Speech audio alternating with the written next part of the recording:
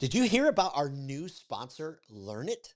One of the best ways to support your team is by investing in their growth through practical learning experiences. And that's exactly what Learn It delivers. Their short, live workshops focus on the essential human skills we all need, like empowering others, managing change, and team collaboration. As a Speak with People listener, you get a free 45-day trial for up to 20 people. Start today by heading to learnit.com/speakwithpeople or click the link in the show notes and start your journey to investing in providing great growth for your team. Welcome to the Speak with People podcast, where we believe that healthy communication is the key to unlocking your leadership potential. We are the go-to resource for leaders looking to greatly improve their communication skills, whether it's one-on-one interactions, team settings, public speaking, or digital communication. By improving these skills, leaders can create stronger connections and drive positive change within their organizations. Each and every episode, we sit down with experts from various fields from around the world, just like you're grabbing a coffee with them, to dive into real, practical conversations. Our goal is to help you transform your communication skills so you can lead more effectively, build stronger relationships, and make a lasting impact. So go grab your favorite drink, settle in, and let's learn together. Well, have you ever felt stuck in the cycle of constantly chasing new clients, only to lose them just as quickly? You just find yourself chasing and chasing. But what if the secret to your business growth isn't selling more, but it's about creating an experience that keeps clients coming back? Well, that's what we're going to dive in today with an expert I've been following on LinkedIn for a very long time. I have now spoken at a few events where I was after our guest today, and always fun to follow a legend. And I know he'll probably feel uncomfortable for me saying that, but love following him on LinkedIn. I learn something every single day. He's one of the top experts in the industry on client experience, and he's here to break down why service and experience aren't the same thing. We're going to dive into so many ideas that can completely transform your business. Dennis Mosely-Williams, welcome to the Speak with People podcast. Thanks for having me on, my friend. I've been looking forward to this. This is absolutely nice intro fantastic. Too, by the way. That legend stuff, my kids will be listening to this whether they want to or not. Perfect. I love it. Well, share a little bit of your story with us. Before we hop into the conversation, give our listeners just a little bit of who you are, what you do, what's kind of got you to this place. And make it snappy. This is the part everybody loves, my life story. I have been working in the financial services industry since 1995, and I have been encouraging financial advisors to look beyond selling products and delivering services to create value for clients. And increasingly, not only just to experiences, which I know we're going to talk about today, but also beyond that, like into the idea of transformation of what's the money really for. And, ultimately what I do is I turn financial advisors, predominantly in my career, into fantastic brands that everybody wants to talk about. Movements is what I tell them. I'm going to turn your practice into a movement, financial planning into a big idea that engages and excites. Wow. So that's what I've been doing since 95. It's been a hell of a lot of fun. I enjoy it very, very much, and it brings me a lot of satisfaction, fulfillment doing it. Love turning the lights on for people, Boy, I love that. And it's so refreshing, because so often we want to focus on all the technical and all the jargon and all the product information. And yet our clients, they just want somebody they can know, like, and trust. Brother, when we were am I allowed to share behind the scenes stuff? Absolutely. Please. When we were getting just set up before we started, we talked about our big breakthrough moment, right? Well, I said this to this guy, and this person asked me if I could do this one thing, and off I went. Well, one of the very first observations I made when I was introduced to the financial services industry was, wow, all of you advisors think that people think about their money and you, like, way more often than they do. They're thinking about their lives. That's right. The opportunity. They pay attention to huge headlines. They pay attention to corrections because they get pounded in the face over it. They get, scary news. But the general one is just life's just rolling along and everything's average. The whole opportunity is quit talking about that stuff. subsume that stuff into something else, namely, an experience, a whole bunch of them that transform clients, guide them somewhere. Oh, wow. Wow. Wow. That's so good. And that leads perfectly into where I was going to go with our first question, because you've been teaching financial advisors for so many years. And, to our listeners, if subtract 2025 from 95, you've got a few years of experience, wealth of wisdom there. Any Mm-hmm. other giant mistakes that you look around the industry and you go, okay, these are the other biggies that advisors are making when they engage with clients? Yeah, I'll go tactical first. Okay. Lack of communication is still the number one reason that costs you a client, costs you retention, costs you referrals, costs you from people talking about you. Okay, communication. We're spending too much time trying to convince strangers to do business with us instead of spending enough time just mattering more to clients. So that's a Wow. tactical. Here is the more philosophical answer. Okay, not only do you have to, what advisors fail to realize is your competition is not other financial advisors. Or if you want to look at it, you could say is not only other financial advisors. But statistically, it's not advisors that are your competition. It's Netflix. And by that I mean our attention, our bandwidth is in high demand. And everything that we have, we're allowed to tune into it whenever we want and get it the way we want. When I say like you're in competition with Netflix, I mean not just for your attention, but for how Netflix uses your attention Wow. generously. They let you Yes. access it when you want, right? Okay, so philosophically, it's like you have to realize that the biggest mistake you make philosophically is you're boring. I don't know any other way to say it. But it's like, look, you got to stand out from other advisors, but you also have to distinguish yourself from the stuff you sell. And the stuff you sell, investments and advice, it sells at 1%. Like, take the Mm. hint. Nobody wants to pay for it. That's what they have to pay. And if somebody comes up with a way to do it for less, your clients will want it for less. Mm. So if you want to be a successful advisor, stop being an advisor. Accept that just gets subsumed into something else. And what I tell people they need to be is they got to start a movement. They got to be an advocate, right? Which is, it's not about wealth, it's about well-being. There are things that you are, everybody listening today, and thank you everyone for your attention. You flatter us both. I shouldn't say that. You flatter me. You've earned the right to be a host. They're like, who's this guy? Every one of us is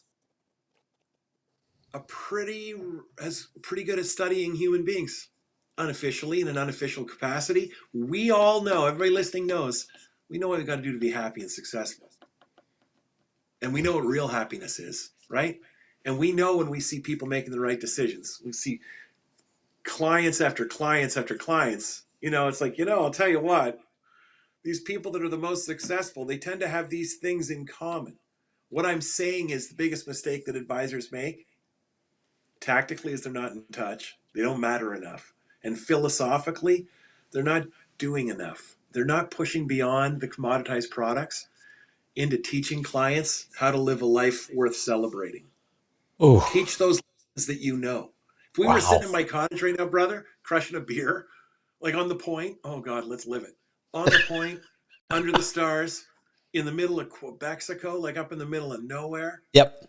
and we had a couple of pints, you'd probably share a couple of life lessons with me where I go, wow. I'm saying take those life lessons, formalize them into Oof. literally lessons, and that's what you engage with your clients over. Stuff like that. Wow. Whew. Okay. Question number one. Whew. So much to Yeah, unpack, man. big That time. is I'll reel that is great. myself in, I promise. No, I love it. Don't reel in. This is incredible. The study I think is a year or two old, but it found that average advisor was communicating with their clients once every 3 to 4 months, and that Yeah, gave their client a 22% favorable rating the advisor had a 22% favorable rating in their client's eyes. But if they right. just did it once a month, it jumps to post 70%. I mean, that's exactly what you're talking Yep. about. You led with the lack of communication. Why? I'm Yep. in Minneapolis a couple months ago, group of Cetera advisors. A young guy comes up to me and goes, I've got 186 clients in my book. How do I communicate with them all? And I'm like, well, I know people who have hundreds more and they're communicating Yep. with them. So what's some practical advice for you when it comes to that communication? What kind of communication, do you encourage them to do? Well, I mean, so let me just distinguish that there is service requirements, right? Mhm. And you have to be reasonable about the resources you have in the business you're running. So anybody listening who thinks this is going to be a runaway podcast of Dennis blowing kisses and throwing puppies, just do this and this. No, no, no, no, no. There's only so many hours in a day. You got to be judicious with your time. Yep. Spend your resources on the clients who deserve it.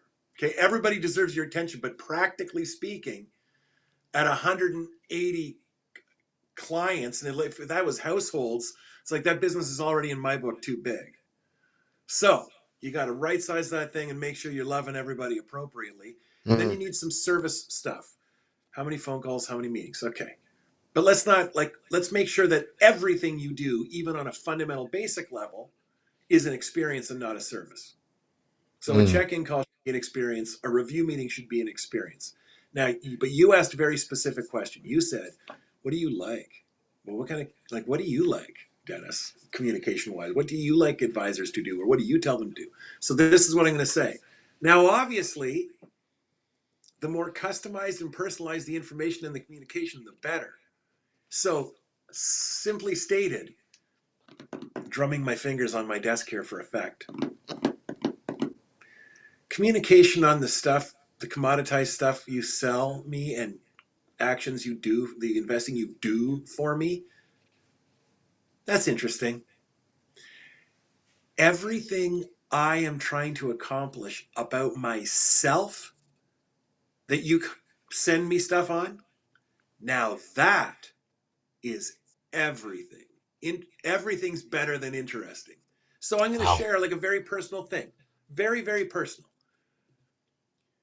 And it's obviously very, very true, which is what makes it very personal. Okay, so here's something that I struggle with. I run, I do the work, and I own this business. Just like all the advisors listening, I got a busy life, man. And in addition to like being busy, I also have a fun life, brother. Like I want to have fun, man. I want to see my friends and hang out. Yep. Like, I don't want to constantly be doing this 24/7. And like you, I help people run a better business, live a better life. And I practice what I preach, but I also have the same struggles my clients do.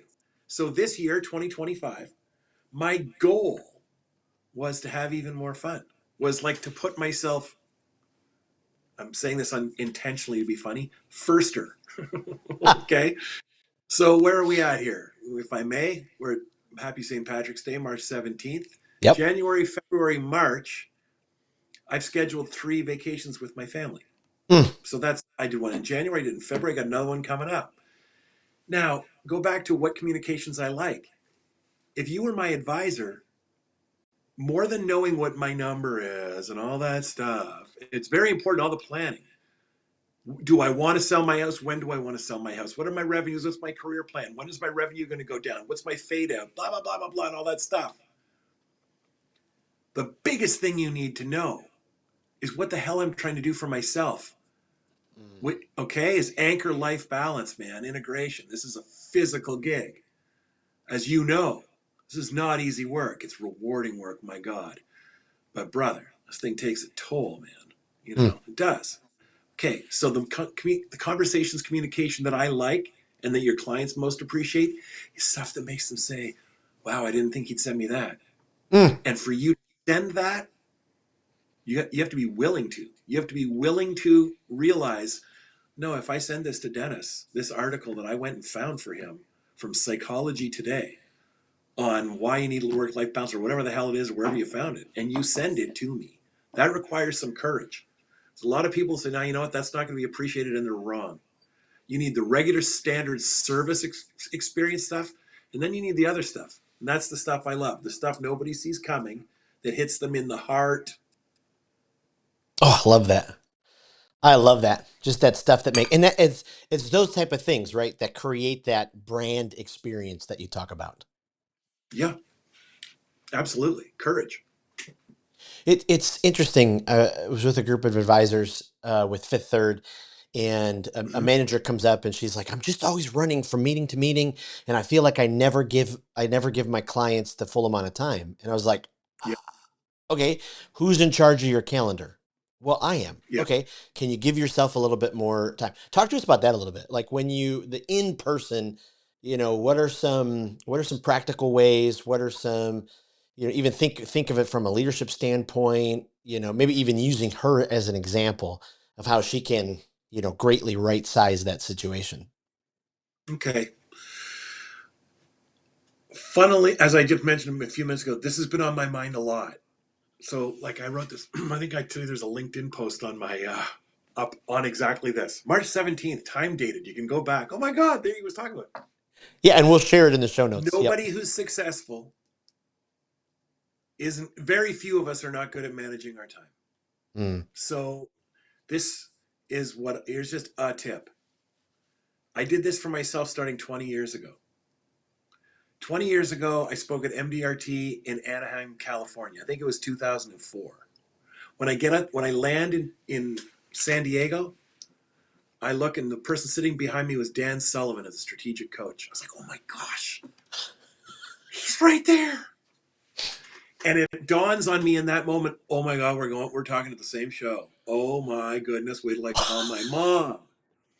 And this is a really big room. This is a whole other story, but there was a sound check. And I walk in and it's like, everybody there, I've read your books, okay? And me, Brett, squeaky new, 2004.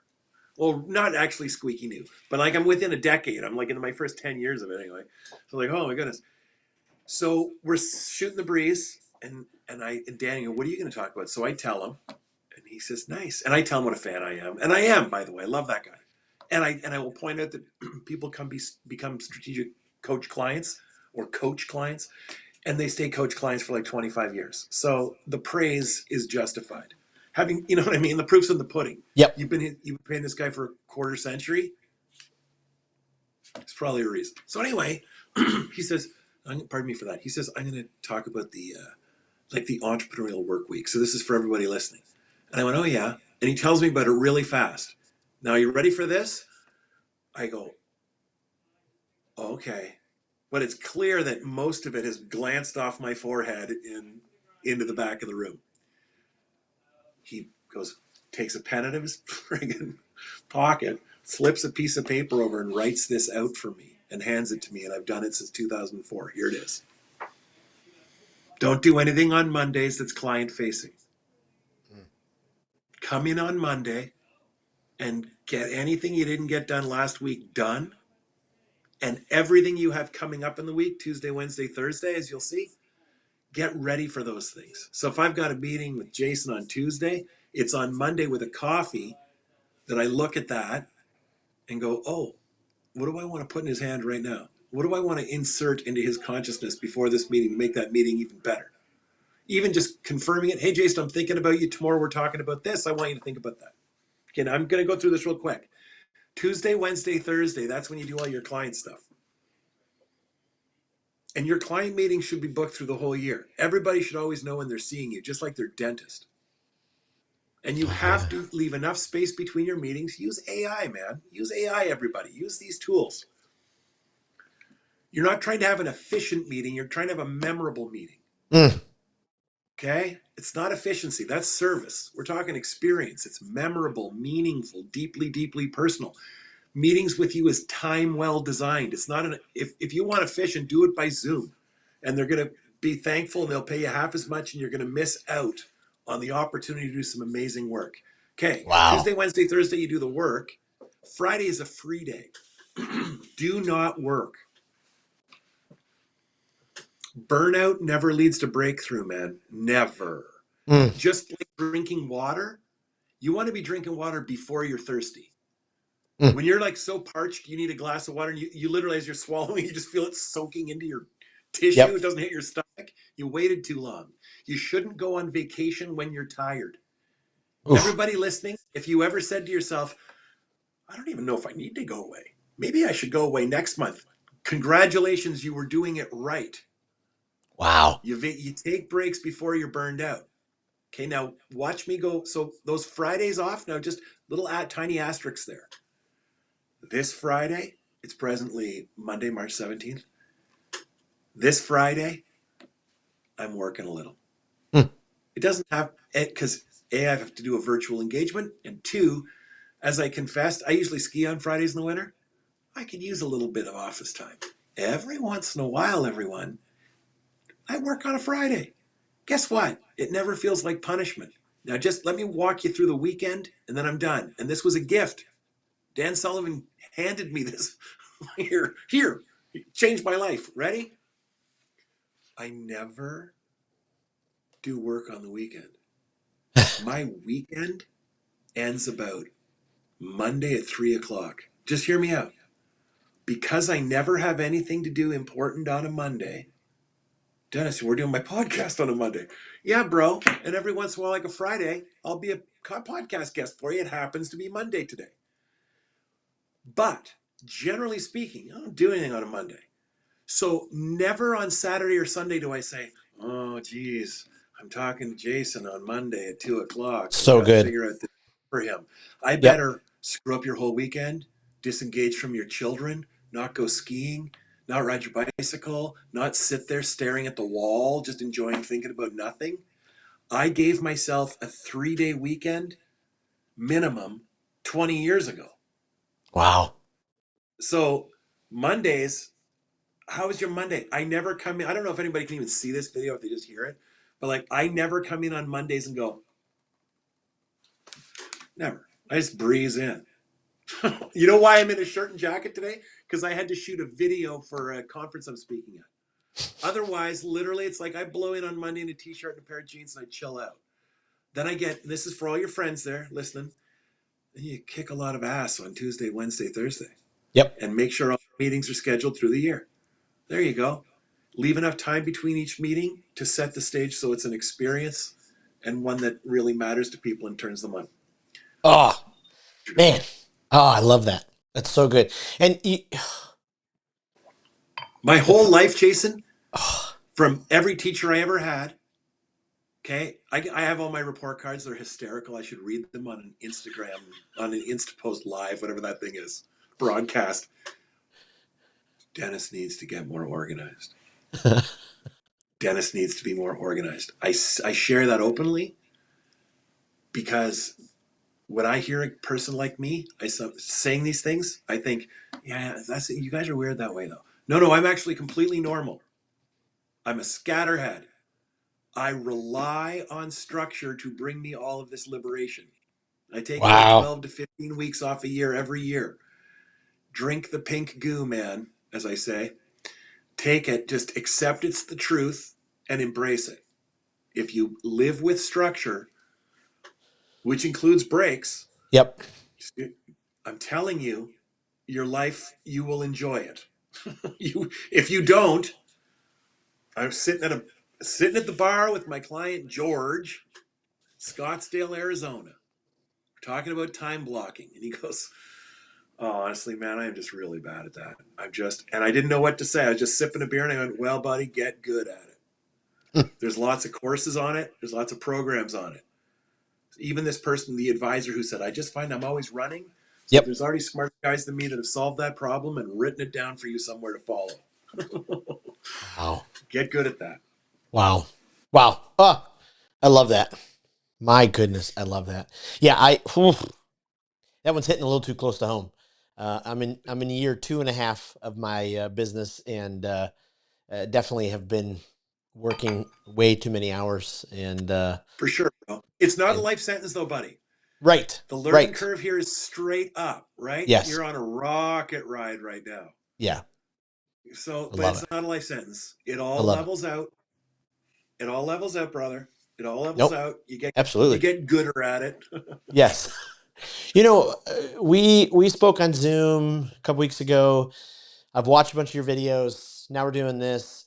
You weave storytelling into everything. How important is it, to make our experiences memorable, to learn how to become storytellers, to use stories, to find stories? Talk to our Yeah. audience about that. Well, I mean, of course, it's critically important. Stories are how we understand the world around us and our place in it, right? You tell Yes. me a story about your clients and what they do, I'm living it. Yes. I think, from an experience design standpoint, this is what I'll say. When you think about storytelling, don't think about, sitting the client down with a long, long ago on a dark and stormy night. Right. Right.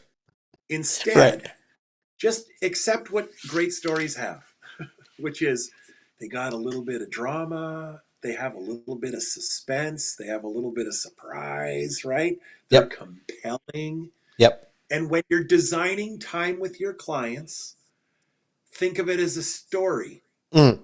just like a regular story. We meet Dennis and Sherry, that's my wife. We meet Dennis and Sherry before the moment, okay? Their life is normal, right? Just like a story. Then there's an inciting incident. Oh, something's happened. That's when the meeting starts. That's when they come in. So if you just say these are the plot points of a regular story, how are we going to do that? Before the meeting, we want them to do this and feel this, and coming in, we want this to happen, and leading them down to meet Jason, we want this to happen, and da da da. And this is what we'll So do. good.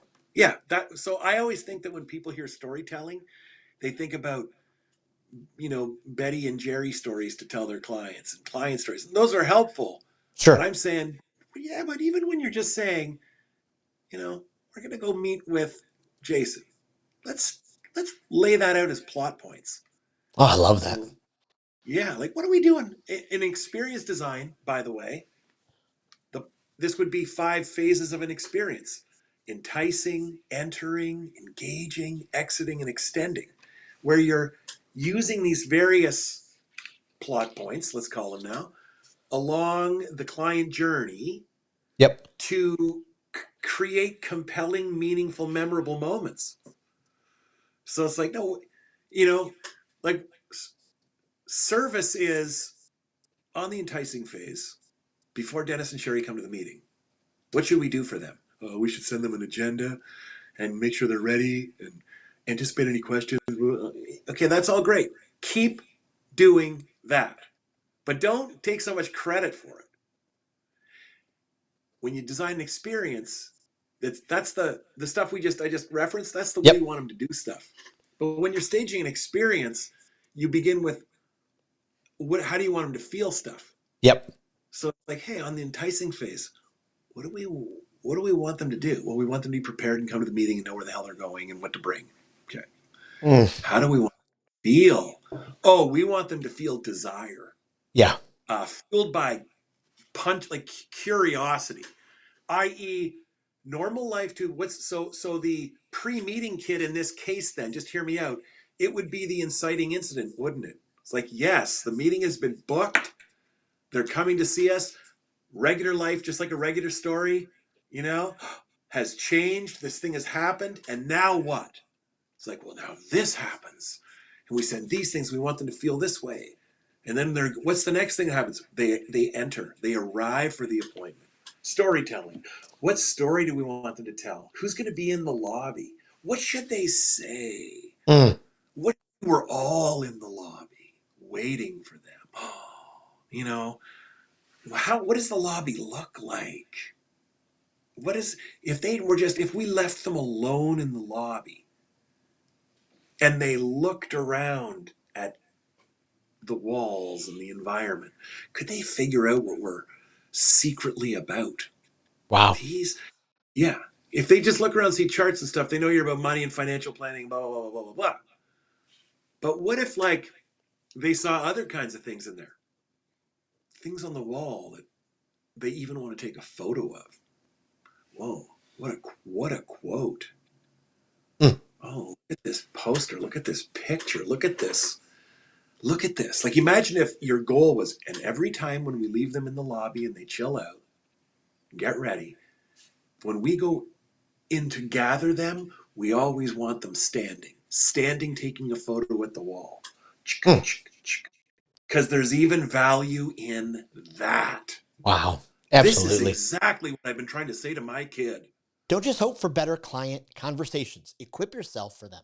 The Speak with Your Client series is live from April 14th to May 30th, packed with powerful tools to help you build trust and close more deals without being salesy. Catch expert-led podcasts, weekly blogs, live webinars on Mondays, and grab your free copy of the High Trust Sales Playbook. Make sure you're following Speak with People on all the socials. Join the speakers group on Facebook or the Speak with Your Client LinkedIn group just for the series. Don't miss a moment. Everything's waiting for you at speakwithpeople.com/speakwithyourclient. Your next client is counting on it. So good. That's the experience. It's thinking of the experience from a 360 instead of just, okay, we got to come in, got to go over your numbers, oh my goodness. If we can make the whole thing, and it seems like to me, if if an advisor, if a client focused leader, you're in sales, hospitality, something along those lines, if you're walking through this, you're making it memorable, it seems like they're going to want to tell people about the experience. Yeah. I mean, and it's one of these, yes, but nobody talks about service because Right. service is A, expected, and Right. B, when done right, invisible. Whew. Whereas experience is surprising, engaging, and deeply, deeply personal, and of course, memorable. Something, as I say this a lot, and I'm about to say it again, which is a business is or does ultimately what the business does with your time is what the business charges for. Businesses can waste your time, they can save your time. And that's what financial advisors do. They save people time. But what Wow. I'm saying is, there's better places to go than there. What if you create time well spent? No, it's not. They're not. No, no. Jason's not saving me time. He's time well spent. Are you kidding? I look forward to my meetings and engagement with him. If not one-on-one in his office, he has these events that are mind-blowingly fascinating. Sometimes they're digital on Zoom. Sometimes they're physical in person in his office or in gathering places. And then Yep. there's one more to go to. What if it was time well invested? Mm. What if, I say this all the time, and now I'm going to say it again. Can I use the joke twice in a row? Of course. Because I just did. And now I'm going to do it again. See that? Stacked it. No. Service is what you do, and it all competes on price. Experience is how you do it. Mm. And we all know whether you're buying a cup of coffee or handing somebody $1 million, if the experience is on, the transaction matters more to you. When you're buying something, you're going to drink half of it and throw the damn thing in a trash can. You know what? I didn't need this coffee. But if the kid engages you, I'm having a flashback to the young man that works as a checkout guy at my grocery store. I saw him yesterday, and I said to my wife when we left, he's a good kid, that guy. And I'm just kind of determined to always give him a moment. Okay? And he's just the checkout guy. But he's such a little worker Yep. that it's like one day I said to me, "What you doing?" And he sort of dismissively goes, I said, how's it going? He goes, or I said, "What are you up to?" or something, when he's checking me out. And he goes, nothing much. And I said to him, "What are you talking about? You're working." And he looked at me. I said, "You're earning. You could be in bed right now doing nothing. Yep. That's nothing much." And I just said Yep. to him, "Fella, I'm going to let you know right now, you get up and go to work in the morning. I'm impressed. That's what you're doing." Yep. Okay? Well, every time he sees me, he's like, "Hello, sir. Like, how can I I know help you?" he's, yeah. So whether you're literally checking out tomatoes or saying, "I've taken my entire life savings and handed it to this guy named Jason, and I couldn't feel better about it," that's all about experience. And then there's one more. Service is what you do. Don't compete there. That's saving people time. Experience is how you do it. That's better. That's time well spent.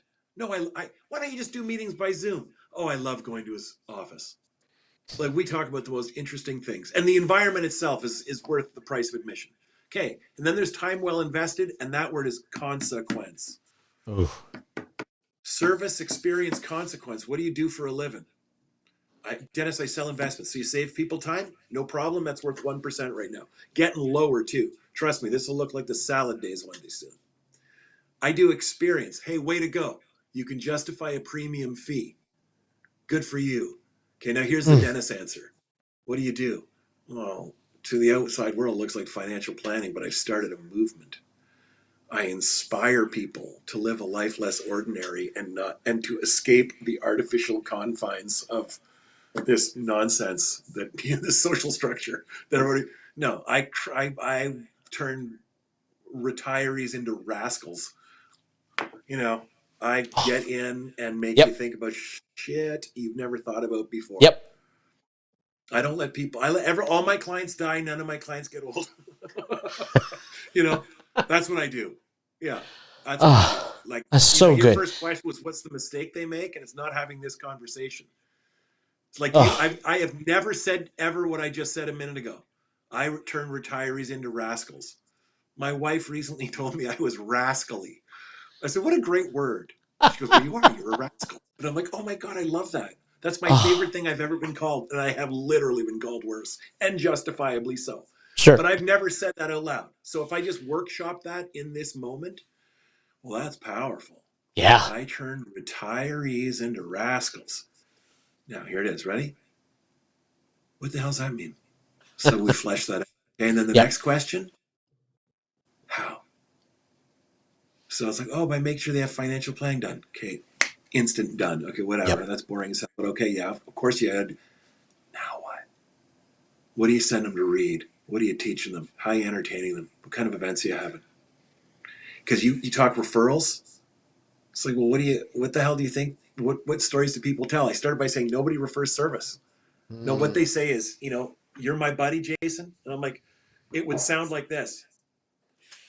Brother, because this is how I speak to my buddies. Bruv, listen to me. All this cool stuff we've been talking about that I've been blowing your mind over, the big discussion we had about time and meaning. Yeah, I'm learning it from this guy. What the best brands in the world have in common, people talk about them. And the person who runs that brand, who is that brand, the CEO, isn't a CEO. They are a charismatic leader. People don't hire me to talk about the stuff I talk about. Okay? I'm just good at that. Yeah. No,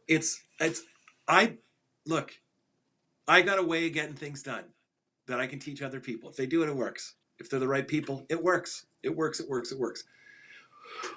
But if I stopped working tomorrow, everybody who needs help wouldn't be doomed because you're here.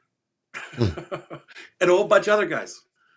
There's all kinds of smart people, women and men, and everything in between that are experts in this stuff that can help them. Okay? No one is going to miss me because of what I know about client experience. What they're going to miss is the serious shift. What they're going to miss is how I see the world and how I choose to share it. Wow. Okay? So everyone listening, it's like, come on. I live up here in Ottawa, Canada, and you're listening to me from Houston, Texas. To choose a town arbitrarily that has been kind to me. Okay? Shout out to my friend Woody. You and I do financial planning the exact same way. I'm not an advisor. I should just clarify that. You do financial planning the same way my financial advisor does financial planning. There is nothing interesting or unique about that. What's interesting and unique is each individual client you have, and I go back to our conversation on personas from the green room. Yep. Is your individual client. That's part one. And part two is you and the weird life lessons that you live by. Turn those into your value. So if I stopped working tomorrow, what everybody would miss, if I started listing them right now, you'd be like, this guy's a loon. Music, books. It's like, hey man, I appeal to a really specific person. How many times in this podcast today have you gone, oh God, man? It's like, yeah, clearly you and I sing from the same song sheet. And there's people listening right now, wiping away tears. They agree with us too. Someone else has turned us off 10 minutes ago. They like some of your podcasts because they like some of your guests, but they don't necessarily dig me. And that's okay. That's right. Because that's part of it. Because I'm not a service, I'm an experience. So and while, metaphorically speaking, everybody needs a cup of coffee, not everybody wants Starbucks. That's an experience. Some people love it, some people hate it. I'd hate to think that people hate me. I'm just saying. Yep.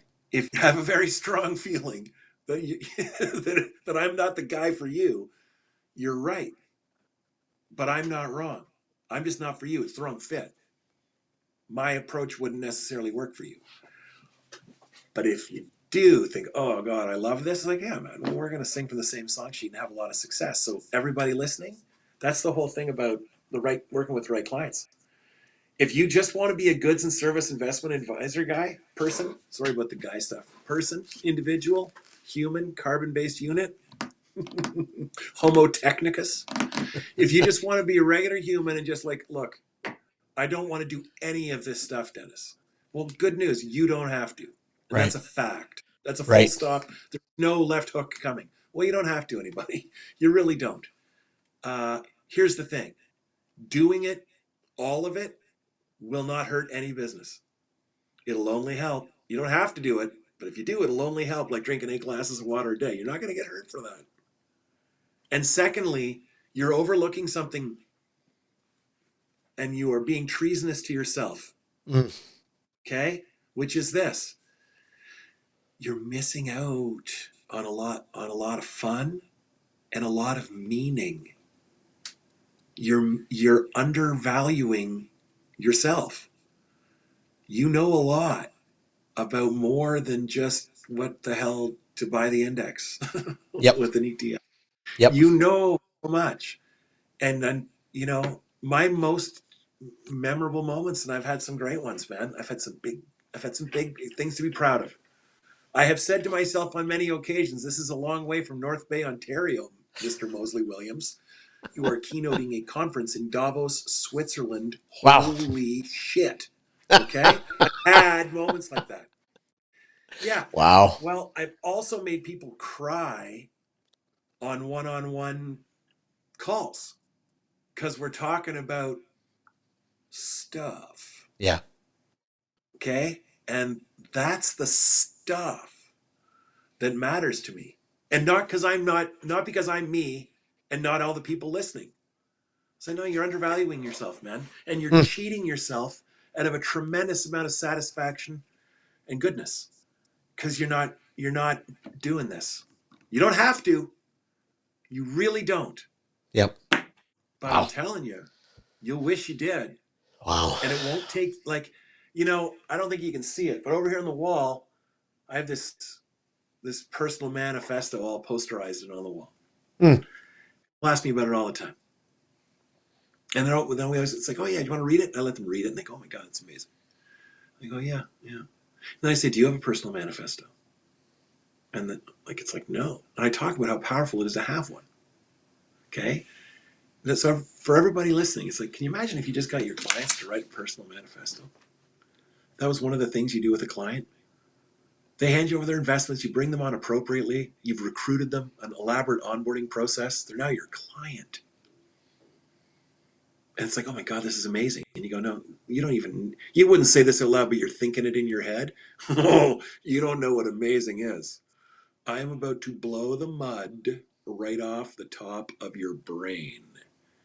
And using ChatGPT, you create a little manual on how to write a personal manifesto. Yes. Yep. All these wicked killer questions to have your client fill out with you and discuss amongst themselves. Jason and whomever you share your life with, I've got 2 responsibilities to you. One is to ensure that all of your financial goals are met. Okay, that's the stated assigned work. Yep. Here's the other role I have. I have to make sure that when this all happens for you and along the way there, that you're as happy and content as possible. Okay, that's the required work. It's not written anywhere, but that's my responsibility to you. You need X, and along the way, you need the smoothest ride you can. Mm. Okay, that's the assigned work. Have you ever met anybody who has more money than they'll ever need and they're miserable? And everybody who asks that question goes, yes. You go, my other job is to make sure that doesn't happen to you.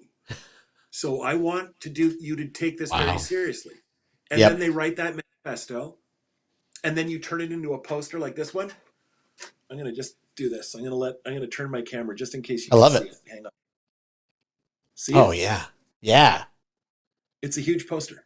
Oh Oh, wow. my camera's hitting the wall. I won't go any further than that. Okay. Yeah. And then you turn it into a big poster. And okay, that. Oh, and then you frame it and send it to their house. And they hang it in their house. Wow. And Love their it. friends look at it and they say, that's cool. I almost swore. That's cool. Okay. And they go, yeah, but I'm not going to tell you who gave it to me. I'm going to keep it a Yep. secret. And they go, we're working with this guy named Jason. From the minute I met the guy, I knew, oh, there's something about him that's different. Mm. Oh, that's what we want. And when we find something incredible, man, we don't shut up. Yes. We don't shut up. We go get it. And Oh, then I love that. that whole thing about experiences and not everybody likes them and maybe some people hate me. All the people that stopped listening have done the worst they can do. They've tuned us out. We are not worth their attention today. That's fine. They're doing something else, and I hope they find what they're looking for. But everybody who's thinking, I hope this thing goes on for another hour. Okay? They're all going to tell somebody about this podcast. Yep. No, I know. No. You got to listen to this podcast. No. These guys, you wouldn't have believed what they talked about. Right?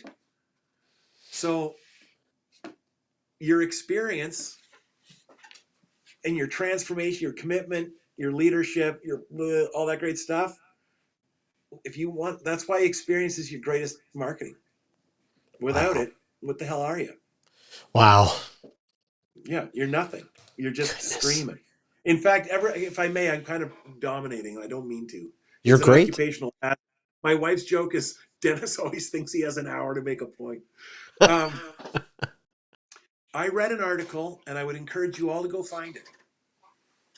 I read it in Adweek magazine in August of 2024.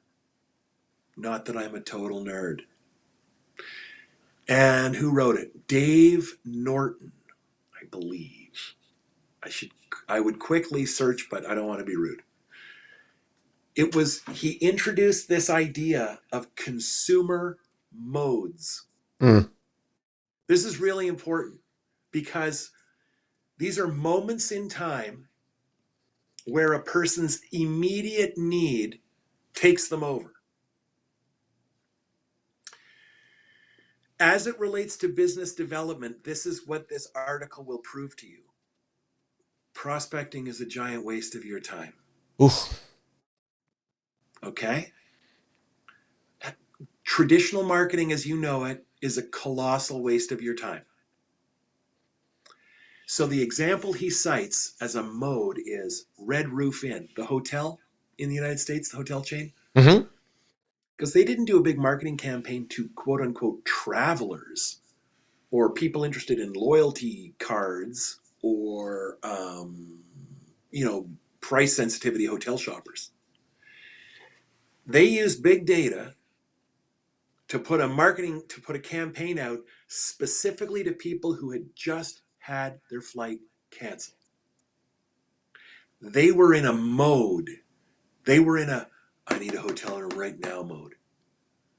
Okay? Wow. Meaning, right, here's my problem. Boom, I'm in a mode.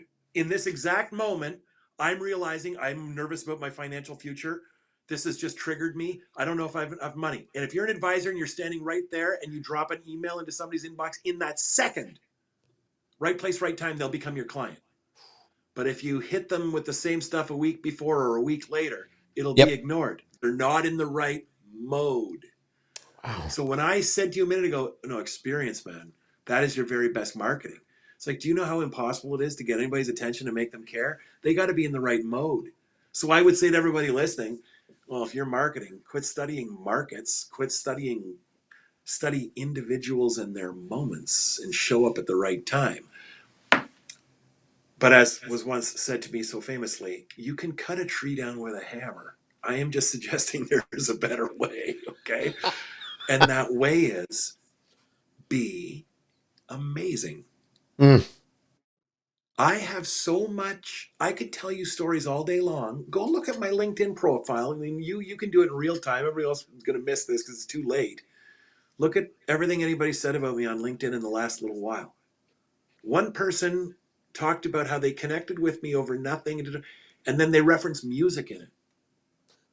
They reference that I shared music with them. When people connect with me, I want to share myself with them. I give them what they want. Here's your experience economy question. Here's your business question. Yes, I can do that. Yes, such and such. Please see this. Go look here. Yeah, thanks. Here, look at this. Whatever. I help. But I never just say thanks. I Right. always say, now, Jason, do yourself a favor and watch this. Hmm. And I give you something. Yep. And I don't do it because I'm a dick. And that means, now you're going to do that and you're going to give me money. No, I'm doing it because everybody needs to listen to the Tragically Hip. And if I don't introduce you to them, you're suffering. It's my favorite band. So I might just give you that. Hey, bro, thanks for emailing me, and I'm glad you're a fan. It means a lot to me, this and that and everything else. Now, let me do something amazing for you. Here's the most amazing 3 minutes and 46 seconds in rock and roll history. I want you to listen to yourself once, and then I want you to play it again in your office as loud as possible and just get up and walk away from your desk and let everyone around you just deal with it. Okay, well, you have no idea. I don't do it for this reason. I do it because it pleases me. Mm. Dear Dennis, my buddy, the music guy, tuned into you a couple of months ago. He's been sharing your videos with me. Could we please speak to you about speaking at our conference, blah, blah, blah. Mm. Okay, this Mm. everyone who might be listening right now who thinks, you know what, Dennis, I'm going to poke a hole in that. I don't know who the hell you are, but I've seen your videos on LinkedIn. Yep. You're marketing. Yes, I am doing that. But let me say this about that. Anything you see like that, videos, there's something on LinkedIn today. Okay, it's about burnout, I mentioned earlier. Okay, I do all of my social media broadcasting to strangers bullshit in 25 minutes or less, and it fills up 2 weeks of that stuff. The rest of the time, I'm focused on mattering more to the people who like me and Wow. pay me and trust me. I'm studying them Wow. so that I can reach out and say, here's something timely for you. And they think, was this guy spy on me? And here's the answer. Yes. Of course I do. You pay me tens of thousands of dollars a year. I pay attention to my clients the way other people pay attention to their fantasy football leagues. Mm. I know everything that's going on with them. Wow. Yeah. Wow. Now that's a reel right there. Paying Yeah. attention to your clients more than your fantasy football leagues. Do you watch the show The Bear? Oh yeah. Okay, it's fantastic TV. Well, I remember seeing that there's an episode where cousin Richie goes to work at this fancy restaurant and they explain how long the waiting list is. He can't believe it.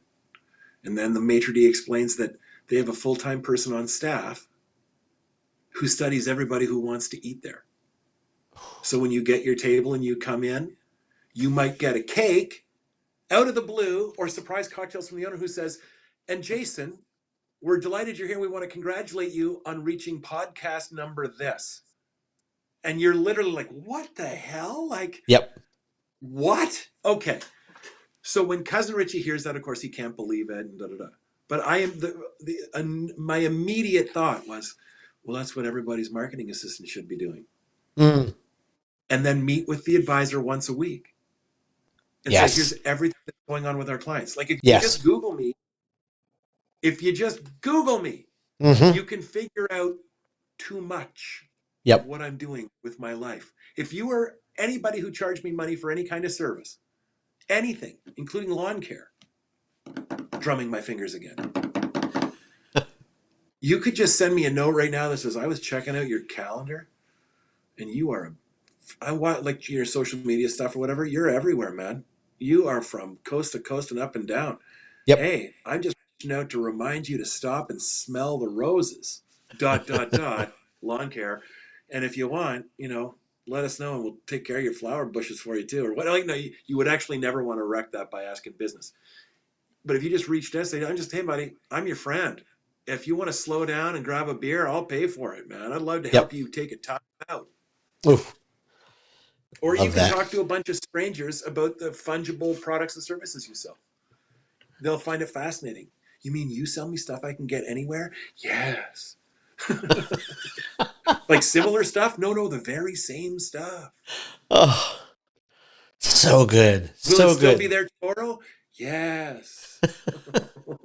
Yes. Oh, There's a better well, way to do it, bro. There's a better way. And I it's love more it. fun. Oh, I filled pages of notes. You have given us so much wisdom. Let me finish it, our conversation by just asking some rapid fire questions. When you hear the phrase to speak with your clients, not at them, what kind of immediately comes to your mind? Listening comes to mind and going inside comes to mind. Okay, it's a conversation, but it's about them. You got to move inside the client. Inside the client. I love Speaking that. at them, of course, just lecturing, right? Yes. It's like what I'm afraid I just did now.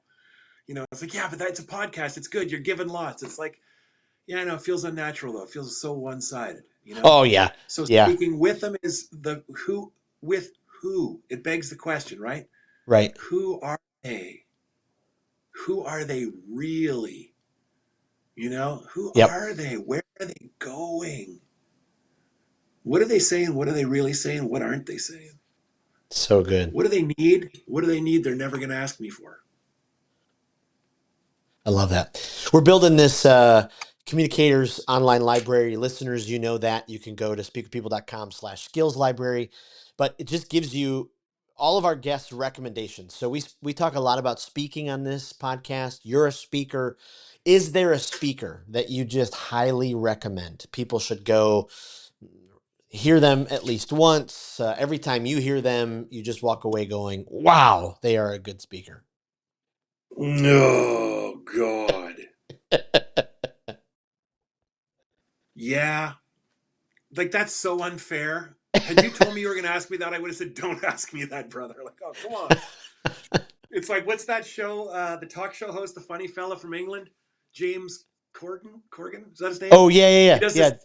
Yeah, he'll have like a celebrity on his TV show, talk show, and he'll ask them a question where the only thing they can do is throw somebody under the bus. Yes. Who's the most overrated actor you've ever worked with? And you can either answer the question or take a shot of hot sauce or something like that. That's how I feel right now. It's like, where's the pain option in this? I have had the great pleasure of seeing some truly incredible speakers. I have seen some globally recognized speakers. I've seen former presidents of the United States speak. Like I've seen, I call them celebrity speakers. I've seen really big thinkers. I've seen industry speakers who blow me away. Mm. And I could literally say, here's 10, but you asked for one. Mm-hmm. So I'm going to say Seth Madison Okay. is one of the best speakers I've ever seen. And I had the great pleasure of working an engagement with him a handful of years ago. And It was, and to a certain degree, we have been friends since. Mm, I love Yeah. it. Is there, if you're a podcast listener, is there a podcast that you find yourself frequenting, whether it's guilty pleasure or development? Is there one that you highly recommend? Yes. Now, can I look at it to get the right name for it? Because I'd be Absolutely. horribly embarrassed. No, Um, absolutely. And we'll make sure we'll put all these in the show notes and link them. Hang on. I'm going to find it for you. I'm embarrassed. It's like I should be able to say it's this, but hang on. I've been on two. I'm looking at my podcast appearances to find the guy really quick. Oh no, it's great. We listen to stuff all the time. We're doing stuff, and it's like, yeah. Sometimes it's like, okay, what was that again? I love that one, but what? He has a cultish creative. Huh. That's it. Okay, hang on. Let me make sure that's it. Cultish creative. Yeah. Okay. Matt Ziegler is the guy. I was a guest on his podcast. He puts together a great podcast, as do you, my friend. So I get in the green room, everyone, okay? And nothing is worse than that feeling of feeling like you don't have your homework done. It's a terrible feeling. So truly, I start like, fidgeting, and I say, listen, fellas, just before we go, I've checked all morning. I got no notes on this. Not like no heads up stuff. This is what my audience is. This is what we want to talk about. And present company certainly included, a really good podcast host, my friend. Well, they make you comfortable as a guest, and that's why their audience gets a good show. So I say, like, I'm really sorry. I've looked and looked there. I got nothing. And Matt starts to laugh, and he goes, yeah, I know. He goes, that's the point. He chooses two guests that he realizes, oh wow, these guys need to meet, and you don't know who you're going to meet, and he brings you together and just turns on the recording and gets you to start Come talking. on. Yeah, brother. Oh, that's So exciting. imagine what you and I would be as guests. I've never met you, and it starts, and right away I'm just looking at your chest. Speak with people. Who is this guy? Who is this guy? Okay, Yeah. and you're thinking, who's this goofball? And then we start talking and agreeing. And then you'll say something, I'll be like, oh my God, that is so cool. How does that work? So he meets a record collector and a guy that paints buildings and whatever. And in his own brain, he makes this weird connection between their work and puts them in a room together and turns on the camera. Oh, it's a good one. That's fun. It's a good one. Last one is Sure. Someone you care about is about to go spend time in a desert island. They can only take one book, one leadership book. It could be any book. What book are you saying, hey, you've got to read this book? You're merciless with this one. Jesus, you leave no wiggle room. I love it. Okay, so in order then, this is a fact. Okay. The book I recommend the most, and understand I have a list of books everybody's got to read. It's part of my thing, right? It's absolutely. Like, all part of this will change your life. But the very, very, very first one I get them to read, and I usually hand it out with two others, but this is the first one, is Lynchpin by Seth Godin. He's written a million great books. How do you pick one? Well, that one changed my life. That one changed my life. Yep. And it made it possible for me to pick up the next book, dig into that, and then the next. And because I read Lynchpin, the next book. You know what I'm saying? Yep. So it's like you asked for one, I gave you one. The thin end of the wedge. Lynchpin is what made me pick up the second and the third book and all that good stuff. I love it. I love it. Yeah. This has been phenomenal. I mean, right on, bro. Goodness, thank you. You just so freely share such wisdom. You're so generous with your time, and the conversation was just absolutely fantastic. Where can our listeners find you? Where's the best place to send them to? I'll be riding the number 85 bus home tonight. Little inside joke about Ottawa, Ontario, right there. Well, they can find me, online. Just Google me. My last name's Mosely-Williams, Dennis Mosely-Williams. I can't hide. I mean, I'm pretty easy to find. Even if you spell it wrong, Google will figure it out. No, I love it. this was a lot of fun, man. You're a good dude. Thank you I very much. enjoyed. I did. When I met you the other week, it's like, yeah, I like him. This is going to be all right. I don't mind talking to this guy one bit, and I really enjoyed my time. Thanks, and thanks to everybody for listening. You flatter me. If you made it this long, oh my God. You did it. Well, thank you again, listeners, and Dennis again. Thank you. We'll put all that stuff in the show notes in our Speak with People Facebook group, and you'll be able to access it all. Thank you again for this time. Pleasure, brother. Take care, everybody. Thanks for tuning in to today's episode of the Speak with People podcast. It means the world to us when you share this episode. Thanks for liking, subscribing, or following the podcast. That really does help the podcast get into more ears and into more leaders listening. Also, don't forget, we have 2 exciting resources for you. The first is go to Facebook and join the Speakers Group. This is a community designed for leaders who want to grow their communication skills. Also, go to speakwithpeople.com/skills library to access the Communication Skills Library. It is an online resource chock filled with resources that will inspire you and transform you and grow your communication skills. Thanks again for being a part of the listening community. We cannot wait for the next episode.